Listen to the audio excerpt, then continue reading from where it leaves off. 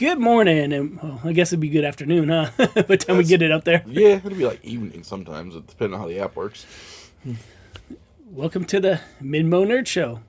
I'm Gary from Extremicon, and that's Matt from the Mandalorians, and that's Dakota gone again. who's out to get milk and never coming back because he doesn't love us anymore. I hate it when the stepdad leaves. Right. Just I had many of them leave. They always Are say you the reason Dakota left us? I think so. I mean, I am an expert at the stepdad. To quote the show we both watched, "Get out of my city." Yeah, Dakota. Okay, well, the Pokemon released today, of course. We don't count that. It's not like he's got a real store or anything. Man. Now all of us have got real businesses now. That sucks. We're too fancy. As soon as it warmed up, I've been busy all week. Yeah, about time for me to get busy, and if my next project goes through, I'll be busy all year round. Yay! Look at you, Gary. But we will save that for another episode. Right. Because I got to talk to those people today and see what we're going on with that. So, no OnlyFans news yet, everybody. Nope. Soon, though. We'll get Gary's feet pics, and we'll be ready to go. Oh, God, if anybody paid for my feet pics. I would say that, but I know better with people. Just wait for you to get your quick kick outfit. The cameras start rolling. Yep. Anything I've learned in life, everybody's likes something else. Yo. I mean, it doesn't matter what you look like, someone is into you. So keep that in mind if you feel bad on yourself. Like, somebody likes you, who you are for who you are, no matter what you do. I mean, I've been watching. Except for you. You know who you are. Yeah, except for you. Except for you, Ryan. And anybody who's watched Evil Lies Within, a little TV series about the serial killers and that, you know that people are attracted to the wrong people all the time. Oh, I know. Like, that just reminds me, since we're talking about Daredevil today, of She-Hulk with Abomination and all of his pen pals and his 10 wives by the end of the show because he was.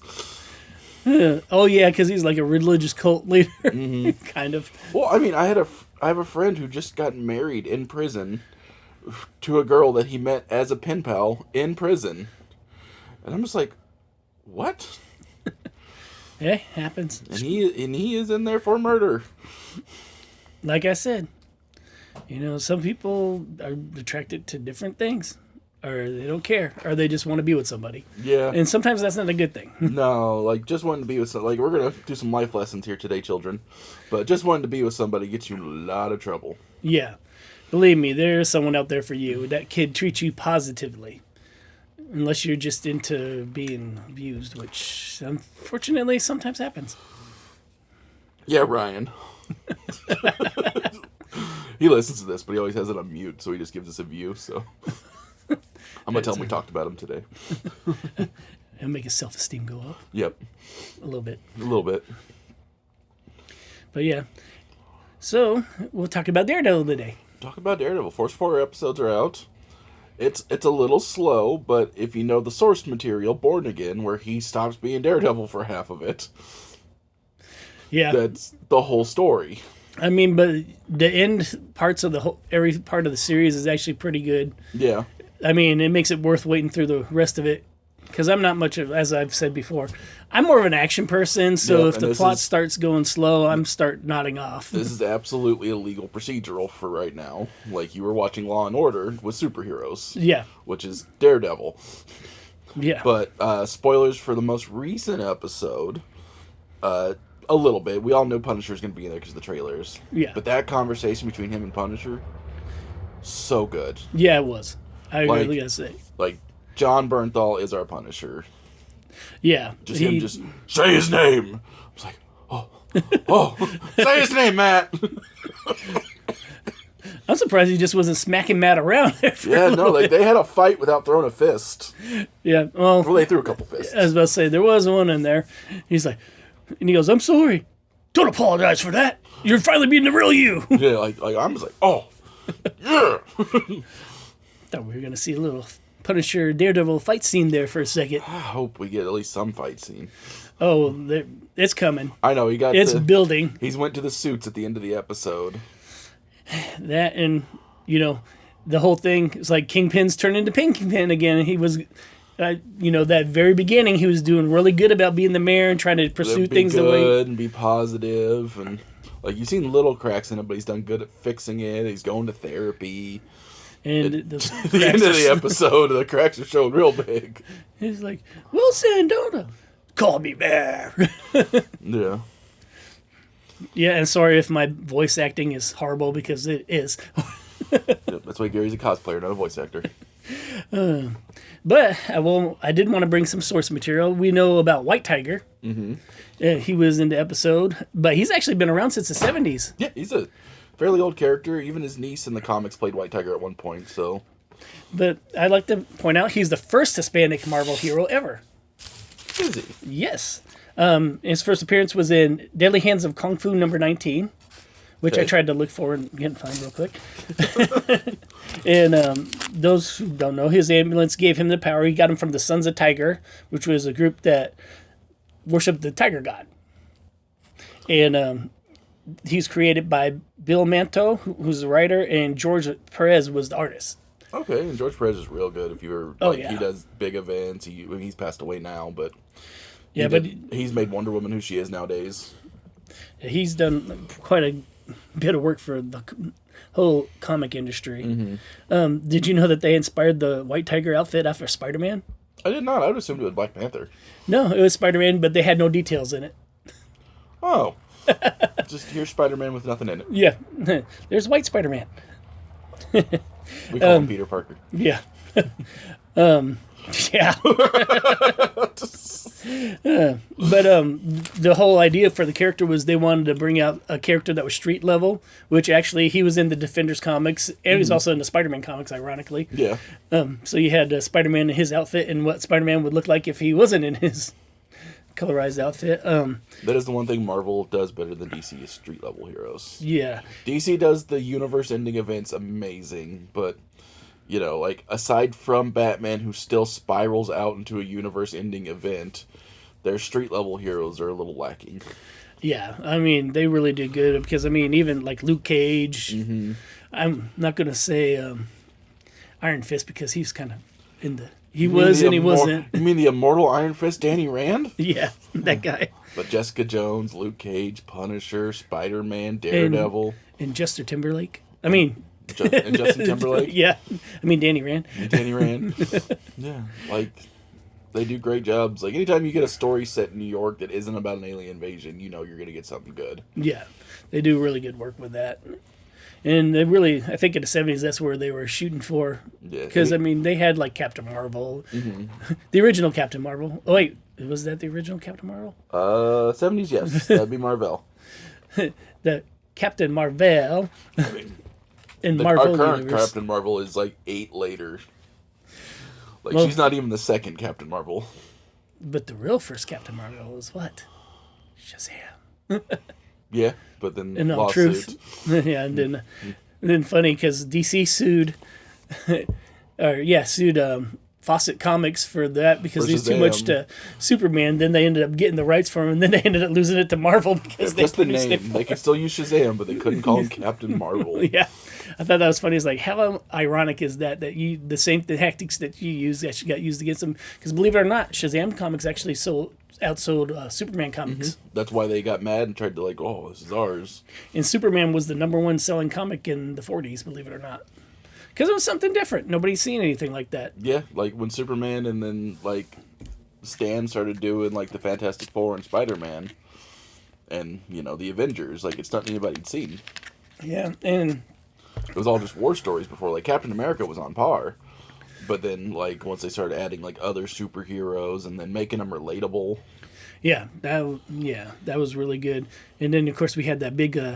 freeze with Captain America. We didn't see him until the 60s. Yeah. Because from 40 to 60s, because he kind of died off when they went through all the comic book approval process. Mm-hmm. Yeah, and then, nowadays, that's the good part about Cap is, you can tell his story at any moment. You just change how long he was frozen. Yeah. It's a good leap. Because the problem with the sliding scale in Marvel Comics is some of the backstories stop making sense. We're eventually going to get to the point where Magneto doesn't make sense. Yeah. Because it's going to get to the point where a 25-year-old Holocaust survivor doesn't make sense on screen. But I mean, they can always change it because of his being a master of magnetism. That his lifespan, which has been in the comics a lot, he lives a little bit longer than the average person, which would make sense too. Yeah, but they still need to like equate it back and figure it out, and which is why I'm happy what they're doing like the Fantastic Four, where they're like, hey, it's a just different timeline to start out with. That's why they haven't been here. Yeah. And I can't wait for that new Fantastic Four movie, by the way. It looks so good. It does. And then, like, I guarantee they're hinting towards Wolverine now, because Captain America had adamantium in it. Yeah. If you haven't seen the movie yet. They just kept saying the word adamantium. Hey, adamantium. We have a Wolverine. We have a guy with claws now. What's going to be funny is when they do the Wolverine, and yeah, he's in the Deadpool movie, is when they do the Wolverine, did they get some adamantium before all that happened, before they discovered it, or is it going to be from that site specifically? Yeah. Who knows? And they officially said that adamantium was harder than vibranium. Yep. Which is what had been in the comics for a while. Because I know for a while there was a debate, is vibranium? And then, of course, Captain America's shield's made out of both. Yep. Yep, it's like a composite at some points. And they don't know how they did it. Yep. Like, wait, it was an accident. I didn't didn't like travel in penicillin. time, but my question was, how do you get his full shield back at the end of Endgame?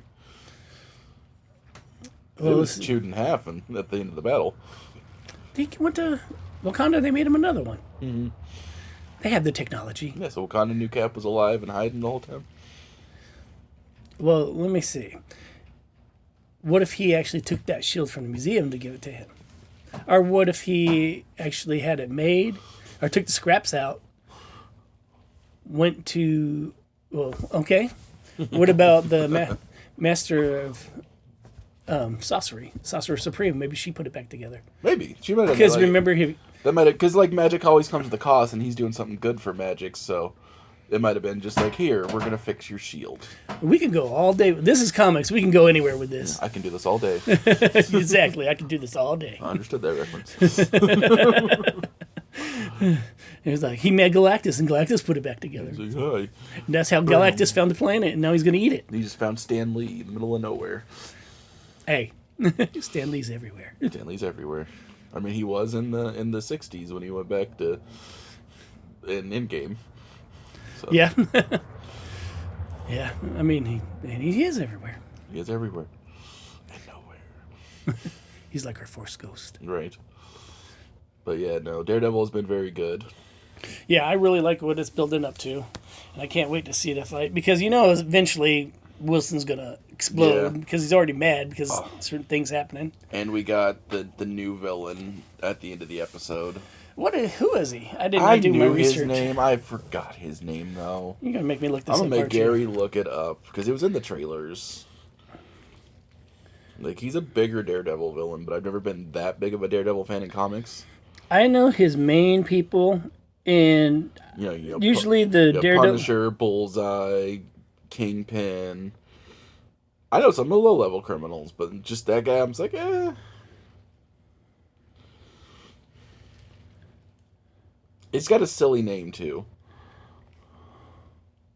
Not that they all don't have silly names. Yeah, I was going to say. DC's really good for that one. Yeah. What is it? The Sportsmaster? Sportsmaster. The violin guy. Uh-huh. They have just all kinds of silly stuff. Arm fall off lad. Who was in a movie. He was in a major movie. You can't even say he's a weird character. He was played by a A-list actor, Nathan Fillion. Polka Dot Man. Yeah, Polka Dot Man. Also in the same movie. Weasel. Muse. That's his name. Yeah, I thought it was just... When it said villain, when I was looking it up, said Muse, I'm like, oh, maybe he means Muse who's the inspiration of the villain. But no, that's really the... He says, similar to his comic counterpart, Muse sports a white costume covered in bloodstains. Huh. The streaks of blood running out of his mask eye holes by appearing alone must be one of the most terrifying scenes in entire MCU. Who is the Muse? I'm the Muse. that is not legally holdable in a court of law. Yeah. Because he's not a real person. These events are based on a true story, but not actually true. All names have been changed to preserve the innocence of the people involved. Oh, wow, this is going to get good. I just read part of it. I don't want to spoil anything for anybody, though. There you go, Gary. He's like, I spoiled it for myself. Yeah, let's just say Muse is going to be interesting coming up. And, I mean, you did see parts where he was painting Wilson Fisk along the walls, so that's going to be interesting. Yeah, no, I'm excited because I'm actually reading Born Again like as it goes along with the show. Like it doesn't match at all because like in Born Again, Karen Page gives up Matt's identity for some drugs. Yeah, I remember that one because I remember one comic that Peter Parker went to go visit Matt Murdock, and he's in the monastery, I think. Yep. And he's like, Spider-Man. He kept on calling Spider-Man. I'm like, dude, there's other people around. Come on. Yeah. He's like, don't trust anybody. Don't trust. Find out my secret identity. Don't trust anybody. Mm-hmm. And he just kept on going. Yep, she sold his secret identity to Kingpin for some crack. Now she just left the. And Foggy is alive through the whole series so far. Well, my theory to that wasn't actually that they were going to get it. He probably just didn't want to do the role again, and they're like, okay, we'll just, you're out. Well, like, we might bring back Karen because she's cute. Yeah, they've announced he's going to be back in season 2. This is season 2 of Born Again, yeah. Born Again, so, but also, I'm pretty sure they faked his death in this. Maybe, yeah. Considering it happened in the comics where Karen and Foggy faked Foggy's death to the point where Matt couldn't tell he was dead. And what's funny is in little Easter egg in the episodes, if you look on one of the buildings, the building number is the same as the issue number where they faked Foggy's death. Oh. Great for spoiling for everybody, Matt. I'm just saying. I'm sitting here like, oh, I'm not going to tell nothing. You're blabbing the whole story. I'm blabbing the whole story. I'm just letting you know. It could change completely. You guys know that. Yeah, I know. Because we knew Tom Cruise Iron Man was going to be in Multiverse of Madness. Thank God. We knew, we know all kinds of stuff are going to be in Secret Wars that aren't going to be in there, guys. It's not going to, it'll be a little cool. It'll be a couple cameos, and then that's going to be it. I'm kind of interested in seeing how that goes, because Secret Wars, and I've said this before, is my favorite Marvel series other than the original Contest of Champions. Mm-hmm. And I'm talking the original Secret Wars, not the one. I'm worried that Secret Wars, because the story is going to burn everybody the rest of the way out on the multiverse story. Because that is the whole point of Secret Wars. It's the Battle Worlds. Yeah. It's just different universes colliding and they all fight.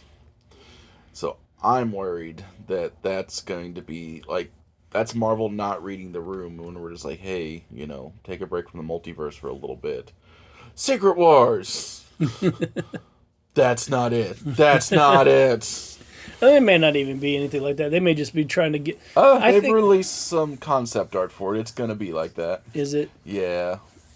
I just hope they do it. I think they're trying to just find a way to lead all the heroes together, because that's their next big thing. And then after this, I don't know what they're going to do into the next big thing. No, their also biggest problem was getting... I know it'd been 10 years, but losing Tony and Steve. Yeah, they need to find someone to... I mean, really, they've lost a lot of good actors there. Yeah, and they need to just be like, hey, you guys, because the comics don't just end after, they die, but they come back after a little bit. Right. It's like, oh, yep, they're dead, ha. 3 issues later, hey, look, he's back. Just like them trying to say they're going to bring back Black Panther. Who's going to fill the role? I mean, he did a great job. I know, but we still need a Black Panther. We do. We have a sister who was actually in the comics and did it. She did, but Letitia Wright's not the best person as a role model. Well, She's kind of a bad person in real life, from what I've heard. Oh. On the sets. Yeah, we don't need that no more. Yeah, I'd have took someone else. I don't plus, I love that movie. That's a great movie. Never watching it again. What, Black Panther 2? Uh-huh. I agree with you. It is too heartbreaking. It's a 3-hour funeral. I don't want to watch that. Yeah. I appreciate it. It was a good goodbye to Chadwick, But I'm just like, I'm sad for 3 hours. Right, and then when you start getting into it again, the mom dies, and you're like, oh great, now I gotta go through this all over again. Yeah, like it just like they finally like, oh hey, we're getting a little upbeat, bam, Angela Bassett killed off. Yeah, and one of my favorite actresses on top of that. Yeah, it's like, don't kill off Angela. But yeah, I'm just like, okay, and then just there was no hope in that movie. No, like everything was bleak, everything was sad. Like I understand, like life is like that.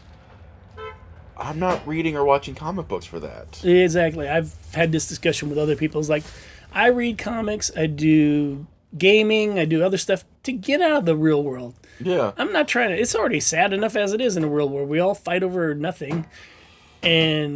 And I say nothing just because it's like we end up in the same situations, same people pull the same strings. Mm-hmm. And it's just like, even if they say they're on one side, they're still pulling strings, and it's kind of like a little tug of war. It's literally, especially if like, I'm everybody knows I'm not political. I'm aggressively not political. Like, if you start talking politics around me, I kind of tell you how silly you are. Because, like, as somebody who watches both sides of the political spectrum from the outside, it's like, you guys have just flip-flopped what you were doing 4 years ago. It's the same thing. You guys are complaining about the same stuff that you were praising the last guy for. Yeah, it's pretty much like that. I mean, I vote... Well, I can't say nothing. Yeah. Don't put that out there, Gary. Don't put that out there.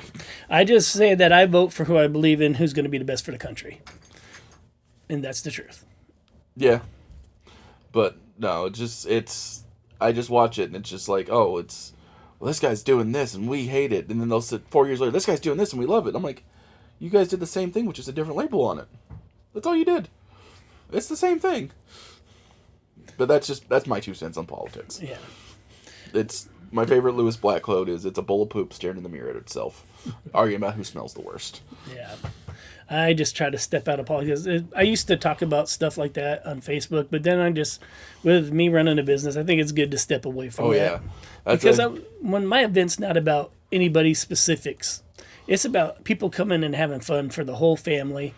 Or even if you don't have a family, you need to be able to step out of your zone and, again, get into that fantasy world. Enjoy yourself.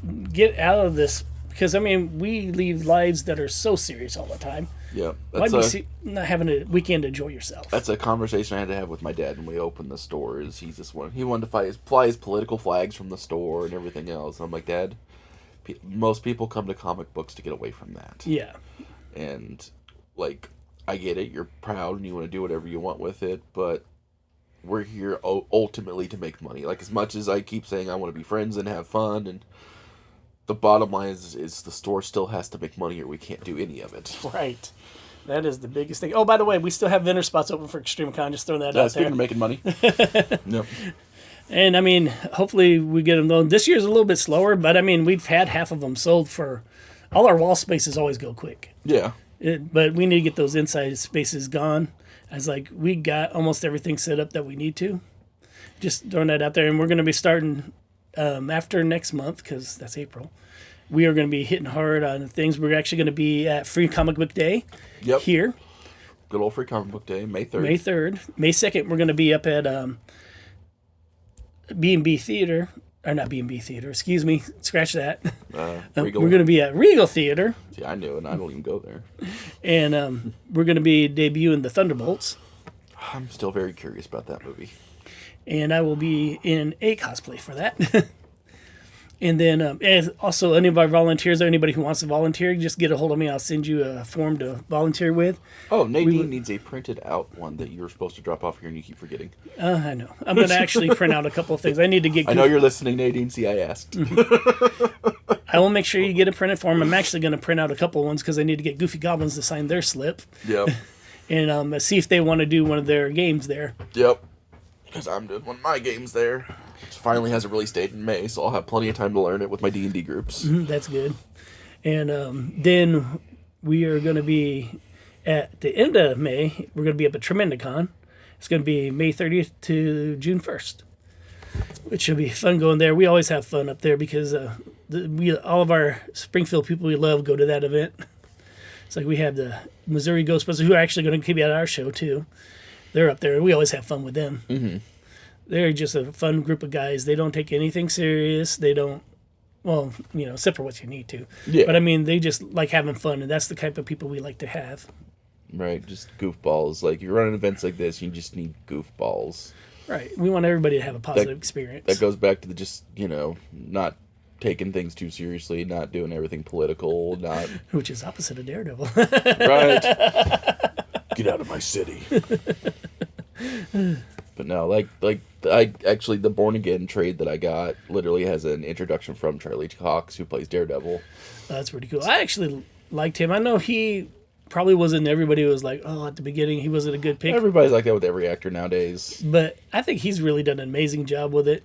I know Ben Affleck did what he could with it, but honestly, Charlie Cox did a lot better. But they had more time to go into more detail, too. Yeah. There was a lot of love put into... But I know this will probably be an argument on the board, but I still think Jennifer Garner made a great Elektra. She did, and she came back as Elektra. The movie wasn't the best. It was a fun movie. Yeah, it was not the best, that's for sure, but it was... It was a fun movie. Right. I can say that about it. I had fun watching that movie. It was silly. Definitely felt more like an X-Men movie than a Daredevil movie, though. All the people with the powers in the woods chasing her. I was like, this feels very like it should be in an X-Men thing. Like, they should be chasing Kitty Pryde right now. Yeah. They did what they could, but back in them days, they didn't take time to actually research the character. I know Daredevil had more research, because speaking of Ryan, who told me, I just realized how much the Daredevil movie had, just callbacks to the comics. Yeah. Because, Kevin Smith's character, I think he was a coroner? Yeah, he was a coroner. But he was named Jack Kirby. Yeah. And they just did little nods like that throughout the whole thing. And then on top of that, he's the one, he wrote Daredevil for a while. He did. He wrote Guardian Devil. He also wrote Spider-Man and Batman and Green Arrow and Green Hornet. Yeah, it's fitting because Kevin Smith is all over the board. He's the uber nerd. Yeah. Him and Will Wheaton are just uber nerds. Wheaton! Who did not make it to Missouri Comic Con. I'm happy I didn't go. Because I'd have been very sad getting there and Will Wheaton not being there. That was my wife, that was the one reason she would have went, and then he ended up not coming, and it's I'm kind of gonna. I just thought it was funny when he made his announcement he wasn't going to make it. It wasn't his fault. I want to throw that out there. Yeah. Plane flight in bad weather, and, in February it's hard to get stuff guaranteed because of the weather. And, first comment on the thing was, Wheaton! I know. Nadine said she was because she was there as a volunteer, so she was in the middle of, their first staff meeting, and Wheaton's not making it. No! Because she was there just to meet Wheaton. She had fun, because she told me she met a whole bunch of other people, and, cool cosplayers. Yeah. She worked the line for Jason Mewes for a little bit, and... I probably got that wrong completely, and she's going to correct me later on today. Yeah. Well, we're actually thinking about going to Missouri Comic Con to volunteer, which I know sounds funny, but at the the same is he's going to infiltrate the enemy. Yes. He's going to walk in there. Infiltrate the enemy. He's going to walk in there. He's going to be like, get out of my city. Get out of my state. He's going to sneak back to the biggest guest and just slip them business cards in their pockets. I'm just saying... I'm just a volunteer there, not getting paid. So anything I do that's extra is what I'm doing that's extra. Not that I really have any problem. I got tons of people I could bring in. But as always, facility and, being able to staff everything right. The community center is great for what it is. Mm-hmm. And it's not badly priced. Yeah. But in order to bring in bigger guests, I need a bigger place. And, that's the bottom line, and I'm trying to work on a second one for that reason. I have a topical thing. Your volunteers, they get free entry to your con all weekend, right? Yeah, they just need to work their allotted time and do, one pre-event. Well, I'm not going to, because I think it's a thing going on right now, so I'm not going to name any names, but there's a current con up in the north that is sent one of their volunteers a thing, that they didn't get free entry to the con, and then they canceled their volunteer thing when they actually wanted to go to the con.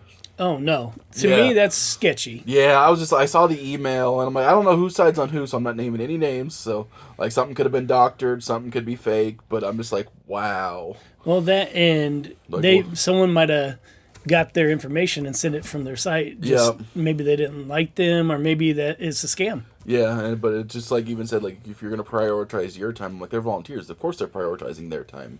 They want to meet people. They want to have fun. They're going to do their free work for you, but... Yeah, and that's the thing is, they have to be some kind of incentive. Yeah, because, a lot of times our guests will give free stuff out to them. But definitely the email felt real, because it felt like every, corporate email you have at a job, where it's just you must prioritize your job here first. I'm like, no, my home life comes first. See, and that's why we do the pre-events, because if someone doesn't show up for the event, they've Uh-huh. already put their time in, and we've already given their T-shirt, but they already put that prior time in, and then we don't have to worry about it because they did put in time. Yeah. So we're not getting robbed out of the situation, which, you know, people do that. Luckily, I'll say my volunteers, except for maybe one or two, have been really great. Yeah. And sometimes people get sidetracked. Yeah, and that Like, happens. and there's a lot going on at conventions, and Oh, yeah. yeah, if you're not used to it, you do get overwhelmed quickly. Oh, yeah. That first couple of years I did it. Oh, Now know. I've kind of got it down to a system, so it's not so bad. But with that being said, if we go to a bigger venue, who knows? Maybe I'll be running with my head cut off again. It's funny, as a vendor, I do great at, like, but if I'm just a person walking around a large event, crowd of people, I am overstimulated. I'm just mad the whole time. Yeah. But, like, if I'm a vendor there, I'm walking around, talking to people, just, like, it's just, you know, it's that point, it's my job. Yeah, I'm thinking Jessica kind of wants to go to Planet Comic Con sometime, which is this weekend, if you don't know. Oh, yeah, David Tennant's going to be there, and I can't afford him. Yeah, everything's expensive there. But if we did do it, we'd probably do like a thing where we get a booth that we just can kind of just sit back and, you know, relax. Yeah, no, I wanna do something like that. Like, I want to do a big con. I want to meet all, like, for those of you who don't know, I'm a giant Doctor Who fan. And, like, I would like to meet all the modern doctors. And David Tennant's the big one. Like, he's not my favorite doctor, but he's the big one. Right. But he's been in other things too. Purple Man, he was in Good Omens. He's Hu Yang, the robot, in Ahsoka. Was in the Clone Wars too. I didn't know that. Yep. Like, David Tennant's, he was Uncle Scrooge McDuck in DuckTales. I didn't know that one Yeah, either. I'm huge. I love David Tennant so much. Like, Yeah. anything you see him in, it's going to be good. I like DuckTales. I think it was a good cartoon. Yeah. Some of them 90s cartoons were really good. Yeah, fun fact about him, he actually married one of the other doctor's daughters. Wait. Yep. Which is even funnier, because before they got married, she played his daughter on the show. So she was the doctor's daughter who played the doctor's daughter, who's married to the doctor who gave birth to the doctor's daughter. Yeah, say that 3 times fast. I don't want to. That's the only thing about Hollywood. Yeah. Like, so, like, huge Doctor Who fan. If you ever, like, see Matt Smith at one, that's the one I'm going for. Because he's my favorite doctor. Yeah. No, I I don't want to say my Who was in age Morbius. because the one I'm used to have the scarf and the dog. Oh, and Fourth the Doctor. He's right there on comic book on the wall. And the reason why he was, and everybody will probably laugh, but I loved animals when I was little. So the little robot, and I love robots. So K9. guess what? K9 was definitely the thing that I like to watch. K9 came back for a little while. And what's funny about it is I didn't really like the episodes when he wasn't in it. Yeah. Doctor Who is not for everybody. And it is, and what makes me laugh about me saying not political. Like, Doctor Who is super on the left-hand side of the political spectrum. Yeah. Always has been, it's like Star Trek. Always has been, always will be. Yeah. It's like Star Wars. Whether you want to believe it or not, always has been, always will be. Yeah. It wasn't political. It was, the prequels were all about trade federation stuff. Yeah. Trade blockades, tariffs. Well, even the original was about the Empire being wrong and them going against it. Yeah, So. it was always, it's literally been political terrorists the whole time. Yeah, when you go back and look at the Star Wars movies as an adult versus a kid, you're in there for the action. You're in there for the laser swords. Yeah. I'm still in there for the laser swords, because that's why I'm just like, everybody's excited, because Andor Season 2 is coming out very soon. But I will say that I was not a big, huge fan of Andor. See, one. there was no laser swords. And There was no wizards. It was just it was Star Trek. That season, it was Star Trek. that show was Star Trek. Everybody keeps telling me that Andor was the best version of Star Wars they've seen. Cool. Go watch Star Trek. Yeah, Start with the Next Generation. I'm not arguing that point at all because my big thing, like, I even like the one story with the twins up until the end of it. Yeah, that last episode was kind of rough. And I loved the Jedi. Mm-hmm. He was great. He was a character that they should have been bringing in multiple seasons. They could have ended that so differently. I know. Well, and plus there's just... Because to me, he was a Sith. They keep trying to add nuance to these characters, like, in stories, like... And Star Wars is all about the balance. And, like, the thing in that episode, too, that always threw me off now is you see her lightsaber turn red. The guy that killed the mom, his lightsaber wasn't red. Right. Anakin murdered a bunch of kids, his lightsaber wasn't red. Right? Or are they just trying to say she was that powerful that she changed it red? She might have been that. Like, well, that's how you're supposed to get your lightsaber. Is you bleed a crystal. You pump dark side energy into it, and you're telling me Anakin wasn't pumping dark side energy into things whenever he was murdering children with the Youngling Slayer 9000? Maybe he was just that good.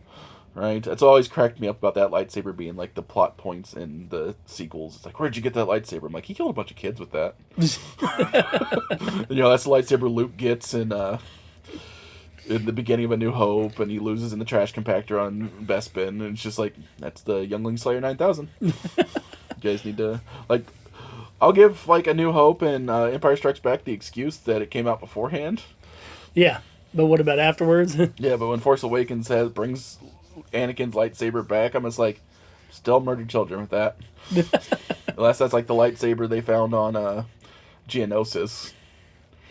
Maybe it was. Maybe I'll give him that. Like if it's just his Geonosis lightsaber, cool. But if it's the one he had at the end, yeah. But no, because it was the one he had at the end because Kenobi kicked his butt and took it. Yeah. Maybe he changed the crystal out. I don't know. We'll give a comic explanation for it. I don't know. It's just like passing down your child a handgun that you shot up. Maybe school his with. force was so good in him before it left, it kept the crystal clean. I mean, they did say there was always good in him. Yeah. I don't know. Star Wars sends very mixed messages. Of like the whole plot used to be there's always good people. Yeah. And now it's become even the good people are bad. Yeah. That's kind of, I think that's the long story short that I'm getting to here. And that's why a lot of people are upset with Acolyte. Yeah, I think honestly that's what it is because, I mean, Star Wars gave a lot of hope to people. Yeah. And then they just slowly started beating it down. Because it's supposed to be there's always good in people. That's the message. Then it's like, oh, Luke saw a tiny little glimpse of a nightmare in his nephew. He's going to raise his lightsaber at him. Yeah. I'm like, come on. And he just changed his father from being a evil tyrant of the universe to a good guy. It's those last movies. Like I enjoyed Rey's story arc in that one, but that's about it. Yeah, I like the way they. I like Kylo Ren in that. I liked it when he came back to Ben. Right. That was fun, and then they killed him. Here's your reward for being a good guy. Bye. Right. Like I greatly enjoyed Rey and Kylo Ren, and I'm just like, I like Finn too. Finn was good. Finn kind of got the shaft in the last movie. Yeah, he did. Finn greatly got the shaft in the last movie. Because in the first movie, he was a really big... they actually built up a strong plot on the four major characters. Well, and they were supposed to, like, in the third movie, like, they did the thing that J.K. Rowling does on Twitter, and it's like, well, Finn was trying to tell her he was force sensitive the whole time. Why didn't you put that in the movie? Right.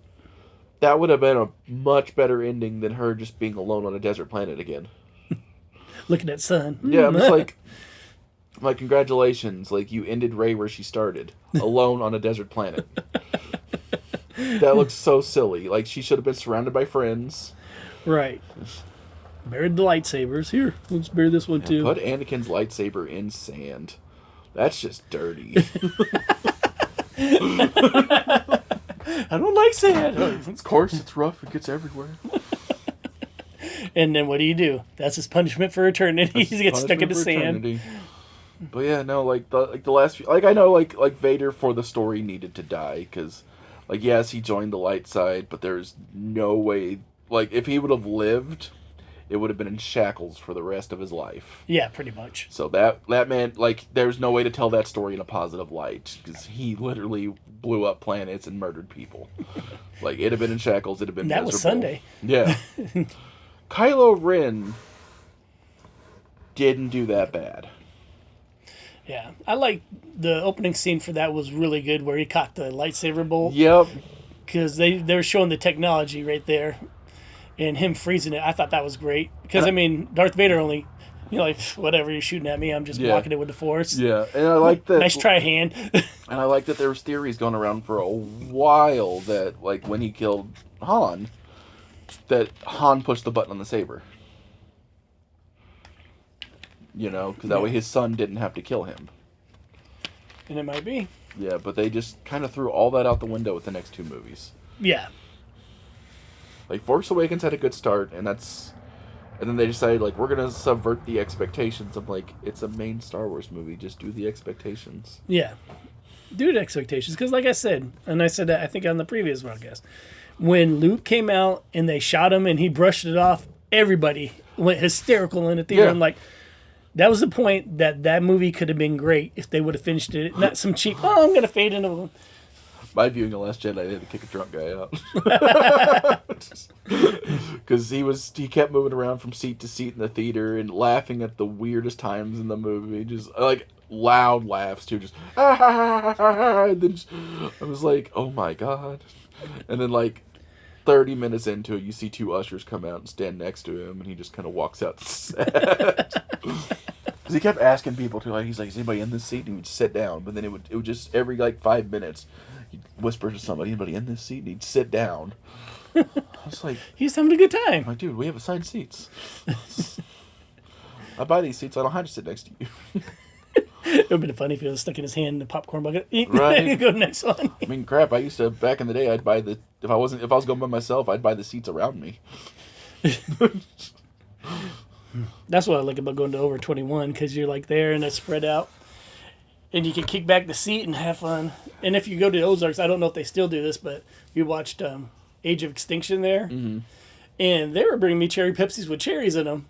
That's cool. My wife's like, stop that. I was like, but you can't do that in the other theater. See, we went to the Alamo in Springfield. Yeah. And they had shushers. They had a full menu that you could order from your seat in the theater.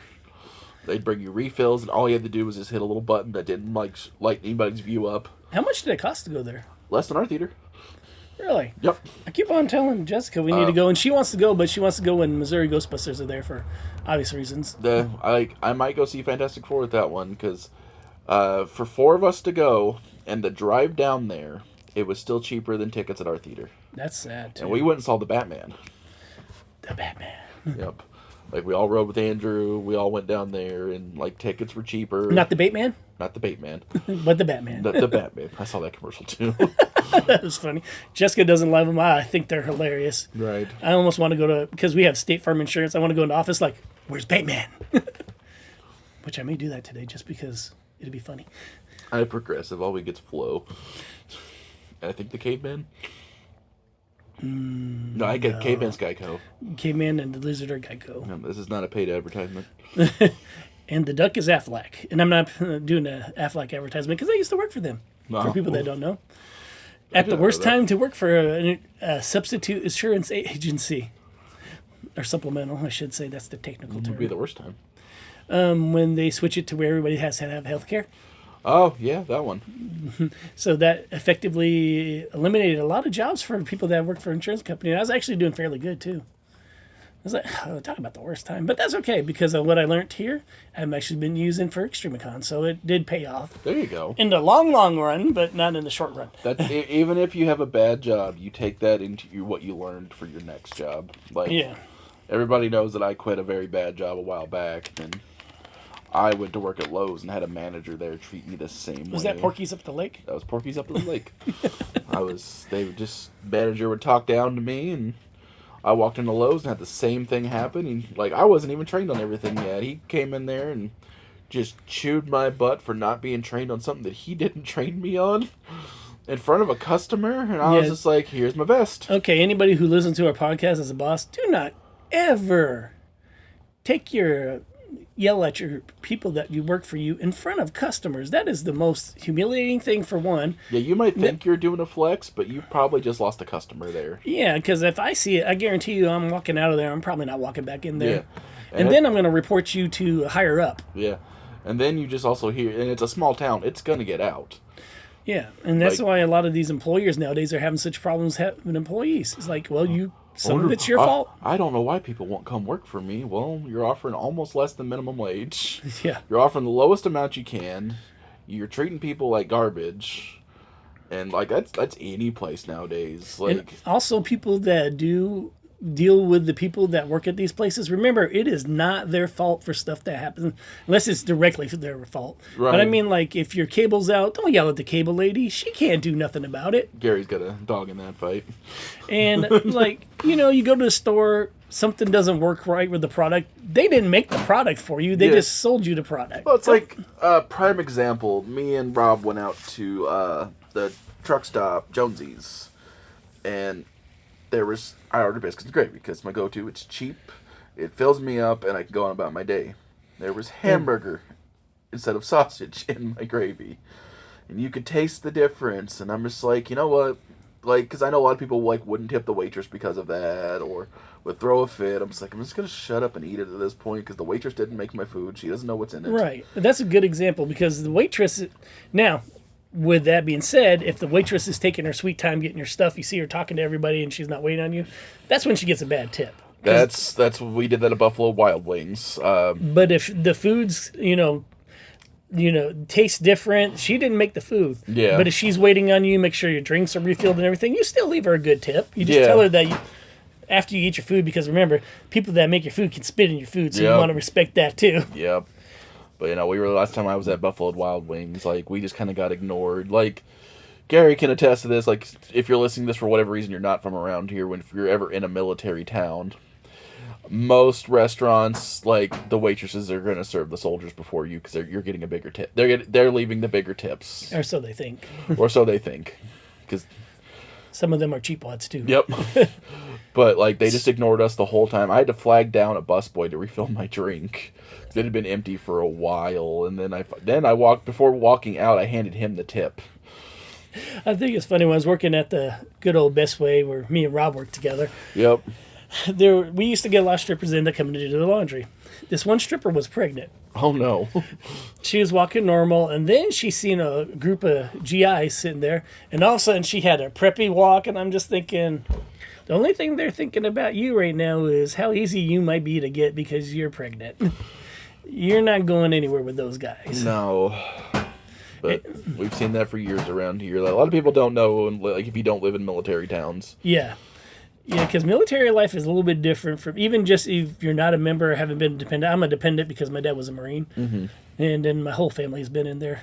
I mean, really, we've got almost every branch covered except for Coast Guard, Space Force, which is a real thing, and then the Cyber Force, which is the computer, which is another branch now, because we actually got 7 branches, believe it or not, now. Yeah, my dad was Army. His dad was Navy. His dad was actually on I don't know if he was on it at the time, but he was on the carrier that caught the Apollo 11. Speaking of which, my dad was in the Army too. I found that out recently. He was actually he did 2 years in the Army and then retired out of the Marines before he had passed away 6 months later, which is sad, but it's been a long time. Yeah. Funny story about that. I know I'm just leading off. Whoa. My sister's father had passed away this last year. We were at our graduation for our niece, Haley, and she was having her graduation party and everything. And she came in, she was upset. And we're sitting at a table with my brother-in-law's ex-family. Mm-hmm. And so Tammy had called, that's my sister, and she told me that her dad passed away, which I was sad. I met him. He was a nice guy. He treated me good. I don't know what happened between him and my mom. Don't know. Those who don't know, my sister and my brother had a different dad than I did. And from what I've heard, the stories is Gary's mom collected husband like Pokemon. Oh, yeah. She's going to collect them all. And so we were talking, and she didn't see me upset, so she was like, it was my brother-in-law's ex-sister-in-law, and she's just looking at me like, I'm just eating, like nothing's happening, and it's like, oh, no, it's like, my dad died like when I was 15. She just looked at me because I said it so nonchalantly. I was like, he's been dead a while. I mean, it bothers me, but I mean, at this point in time, it's been so many years. It's like, if I let that affect my life any more than what it is, then I need to go see some help. Mm-hmm. And there's nothing wrong with needing to go see help because of that. No, it isn't, and that's why I said that. It's like, because if I still have problems with it, I definitely need to go see somebody. Yeah. Now, do I remember it? Yes. And did it shape some of my life? Definitely. But I mean, I've got a wife now and everything, so it's, I got other responsibilities. Mm-hmm. You got a whole convention to run. You got your own kids. Yeah. And 4 furballs. Thank you, Matt, for one of those. You're welcome. For who's the nickname I will not say on the podcast. I almost said it too. We'll call her Ginger. Ginger. I forgot her real name. That is her real name. Just saying, she has a little mustache. Or Mrs. Mustache. Yeah, she has a little square mustache, and you guys can put the Yeah, she's got a little bit more than that, and she's got a little soul patch too. Yeah, my parents have the siblings to that cat, and then my sister-in-law also has the sibling to that cat. I will tell you one thing: she is our most neediest cat.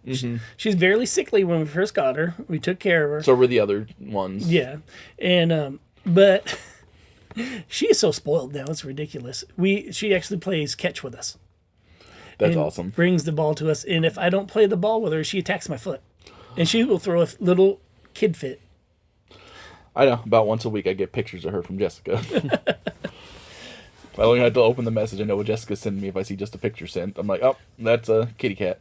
But with that being said, she's also one of the most loving cats in the world too. So I mean, she definitely split personality. So she's a cat. Yeah, perfect example of a cat. Yeah. Oh god, both of mine are that. Like they'll come to you for 11, and then like 5 minutes later they'll scratch you and leave, and you won't even have changed your behavior. It's like, oh, okay, bye.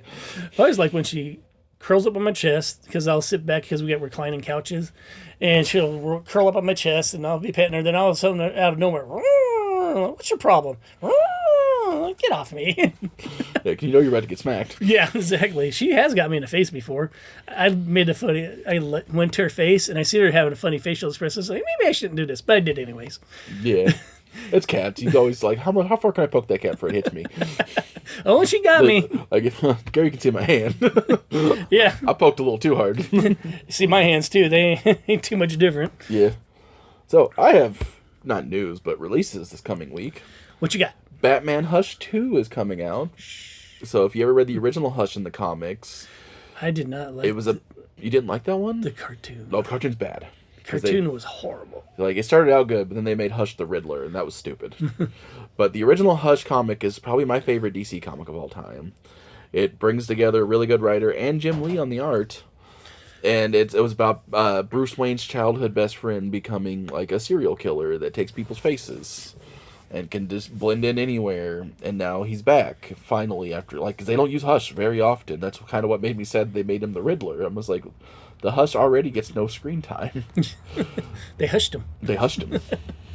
And now, like, they brought back the original writer and Jim Lee to do the Hush 2. So I got a few extra issues of that. And then we got the joke book of the year, the Harley Quinn Fartacular. Oh my gosh. It's scratch and sniff, Gary. It comes polybagged, and it's scratch and sniff. That is hilarious. And like a lot of fits Harley. And a lot of like YouTubers and online personas were like just like pooping all over it, but that I think a lot of comic shops are going to underorder that book. What I think's hilarious about that, there's only one other character in comics that I could think of right off the top of my head that would go with too. Deadpool. Yep, exactly. Deadpool. Harley is DC's Deadpool at this point. Yeah, I kind of get that. Yeah. So we got that in too, and so we got two bigger DC books, both on literally opposite ends of the body. And like I said, I think a lot of shops and a lot of places are going to underorder the Fartacular, and it's going to be one of those books in the future that you're going to hear about that people are going to be like, man, that book's hard to find. I ordered like 5 extra copies. That's good. I read the new Mothra, speaking of which. Ooh, yeah. That's actually pretty good. That's really good. I didn't realize it was a 5 issue whenever I read it too, and I was like, oh, it's an ongoing. And I've been reading the Wolverines. The Wolverines are getting very good. The next issue is going to be a big issue. It's Wolverine's 800th issue. Really? Uh-huh. I think either 8 or 3. One of the And where can we get that at? The Mandalorians. It comes out later this month, but it's going to have some big revelations about Logan's history. X-Force is coming out also with an anniversary issue that's going to have the same thing, just big revelations. I think it's like its 500th or 600th issue. I'm not sure on that one. Yeah, they've been out for a while now, believe it or not. Yeah. I remember when I got the first few issues of that. I actually liked it up until a certain point, and then it kind of got where I was like, yeah. Because, I mean, like when they brought back Jean Grey, it was a good storyline to go through. Uh-huh. Then they kind of went off the ball. They brought back Jean Grey again. Then they brought back Jean Grey a third time. Then they brought... Which is, when we researched this up, she is the most killed comic book character. I know. Gary didn't believe me when I told him that. I couldn't, because, I mean, Wolverine's died a few times in the comics. And, you know, X-Men die, like, every time you turn around. Yeah. Oh, Jean Grey's got the most deaths.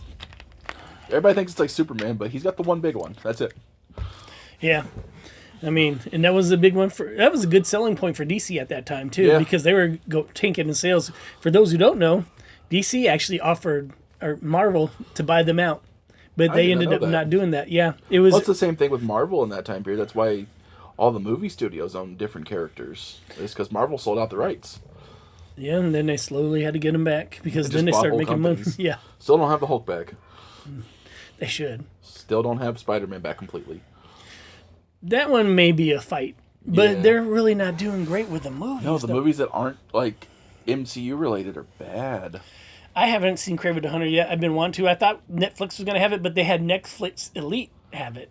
You had to get that special package in it, and I'm like, I'm just because I only had one day left on my Netflix account, so I was like, I'm going to let that one go because Yeah. we're going to get the Apple now because they got the gorge on it. And it looks really good, and it's got that Godzilla show on it.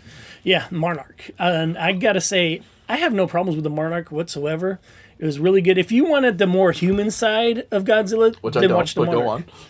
But I mean, they did have some good monster battles in it, and I didn't expect to see Godzilla throughout the series, but they put Was him he in actually there. in it? Okay. Yes. That'll because that was my biggest complaint about that 2014 Godzilla movie. Oh my God, that was. There was the Godzilla was in it for 15 whole minutes, and most of the time it was in shadow. Yeah, and I'm like, I watch a Godzilla movie to see Godzilla and monsters. That's and why one of monster my favorite batteries. movies of all time is King of the Monsters, because that's mostly monsters. Yeah, I absolutely love King Ghidorah, King of Monsters. Yeah. Yeah. When he was fighting King Ghidorah, I thought that was really good. And I liked Kong versus Godzilla. The next one, the Godzilla X Kong, was all right, but it was more of a Kong movie, and I'm not that big of a Kong fan. Well, yeah, because the first one was more of a Godzilla movie, and then they switched it over. No, it was a Kong movie, and it was just like, I don't know. I don't really care for much in Hollow Earth. I think that's my thing. I'm just like, I don't care where the Titans came from. I just want to see them smash things. Yeah, same here. I want to see humans struggle to live a life. Like, that's what the comics do. Is like, well, the fun part is, as much as I complain about in the movies, the comics are mainly about the humans and how they live their life around the kaijus. Like, I read one where, like, this dude was robbing a bank and, like, Godzilla's crashing. Like, they planned bank heists around Godzilla. Honestly, that would be a good thing. Ironically, in Rolla, when they had their hurricane, people were out there looting them. Were they? Which was sad because Harbor Freight and Hobby Lobby got hit pretty hard. Yeah, not as bad as across the street. Yeah. Mel's Candles got leveled. And it's so funny. Like, JCPenney's is fine, though. Yeah. Big Boy's clothes can be found again. Yes. Yep. I mean, just like we had a little bit bad here, but it stormed for like 3 minutes and then it was over. I'm not complaining. The wind was the worst thing all that day. Yeah, the wind tore my house up last year pretty bad. So I was like, oh, God, it's going to be another one of those. But it ended up not doing too bad. Yeah, like it knocked Dad's little box car he had off over there that we're moving up here for storage. It blew it over. Because that wind has been rough. Yeah, it's like, this is definitely your wind. Yeah. Someone needs to quit pissing off Naruto. Yep. And Storm. And Storm, yeah. Storm's just probably not happy.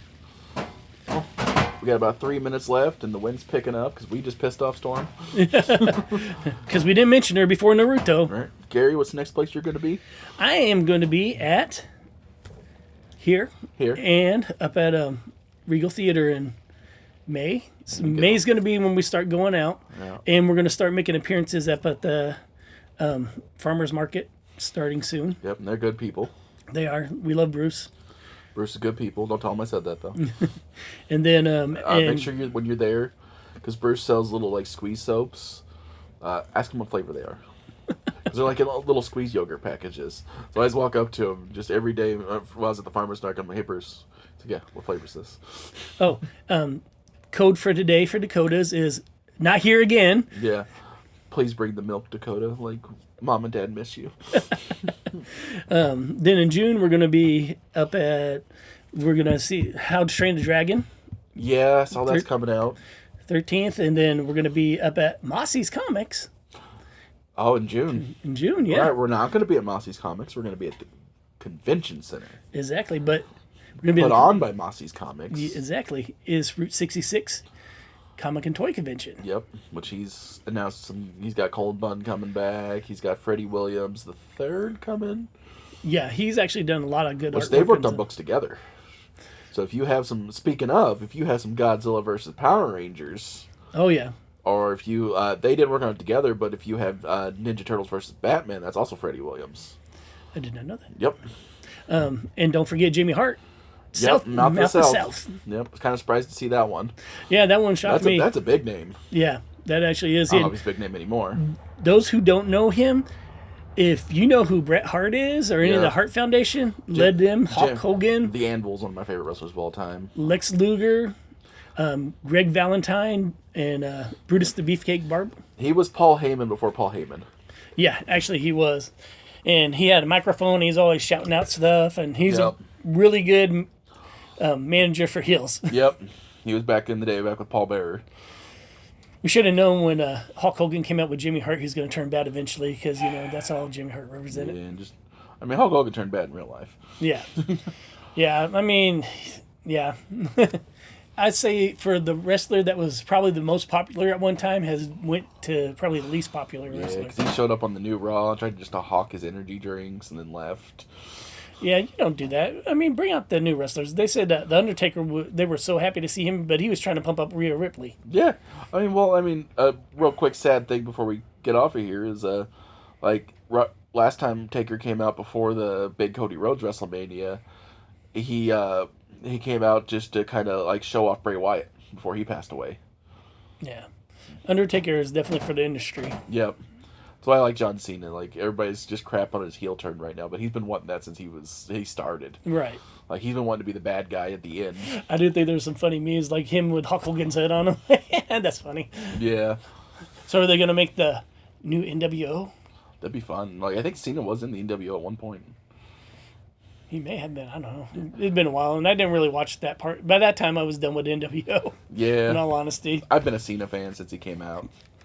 My favorite is Sting. Sting's birthday this past week. Just want to shout that out. I made an official Sting Day. What's he, 103? No, he's only 60-something. He's not as old as Ric Flair. Right. Father Time. Yeah, that man's trying to come back because Cena's about to beat his record.